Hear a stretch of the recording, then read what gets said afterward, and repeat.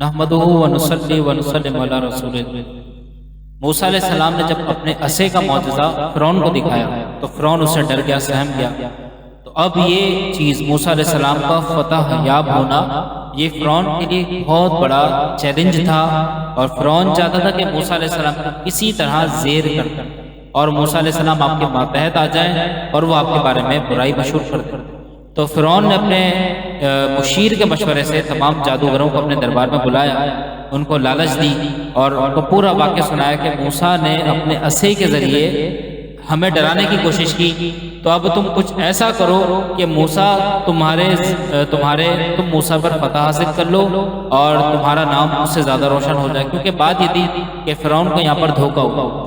موسیٰ علیہ السلام نے جو معجزہ دکھایا، فرعون سمجھا کہ یہ بہت بڑے جادوگر ہیں، تو فرعون اس جادو کا توڑ جس کو وہ اپنے گمان میں جادو سمجھ رہا تھا، جو اصل میں معجزہ تھا، اس کا توڑ وہ اپنے جادوگروں سے کروانا چاہ رہا تھا۔ تو جادوگروں نے فرعون کی پیشکش کو قبول کیا اور بہرحال موسیٰ علیہ السلام کو چیلنج کیا گیا اور ایک بہت بڑا میدان سج گیا جہاں پہ کئی جادوگر جمع ہو گئے، اور جادوگروں نے موسیٰ علیہ السلام کا ایک ادب کیا۔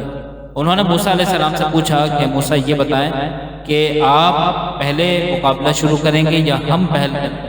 تو چونکہ انہوں نے موسیٰ علیہ السلام کا ادب کیا، ان کا احترام کیا اور ان سے اجازت مانگی، یہ اللہ کو پسند آئی، اور علماء فرماتے ہیں کہ اسی وجہ سے یہ جادوگر مسلمان ہو گئے تھے اور فرعون نے ان سب کو شہید کروا دیا۔ تو بہرحال موسیٰ علیہ السلام سے ان جادوگروں نے پوچھا کہ آپ پہلے مقابلہ شروع کریں گے یا ہم کریں؟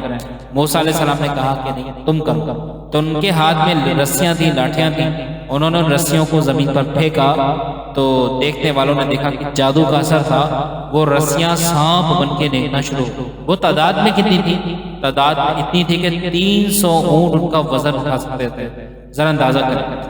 اب جب موسیٰ علیہ السلام کے سامنے انہوں نے یہ مقابلہ کیا، یہ مظاہرہ کیا، اب موسیٰ علیہ السلام کی باری آئی۔ موسیٰ علیہ السلام نے صرف اپنا معمولی سا عصا تھا جو آپ کے ہاتھ میں تھا، وہ زمین پر پھینکا تو وہ اژدہا، وہ عصا قرآن کہتا ہے ثعبان و نظیم، ایک بہت بڑا سانپ بن گیا، بہت بڑا اژدہا بن گیا، اور 300 جو رسیاں تھیں جو سانپ بن کے رینگ رہی تھی وہ ان سب کو نگل گیا۔ نگلنے کے باوجود اس کے وزن میں کوئی رد و بدل نہیں آیا، اس کے جسم میں کوئی تبدیلی واقع نہیں ہوئی، وہ ان سانپوں کو کھا گیا، اور کھانے کے بعد موسیٰ علیہ السلام نے اشارہ کیا، وہ پھر عصا بن کر ان کے ہاتھ میں آ گیا۔ تو فرعون کے جادوگر یہ منظر دیکھ کر مسلمان ہو گئے اور وہ کہنے لگے یہ جادو نہیں، یقیناً یہ معجزہ ہے۔ اللہ تعالی ہمیں سمجھ عطا فرمائے اور معجزات کو سمجھنے کی توفیق عطا فرمائے۔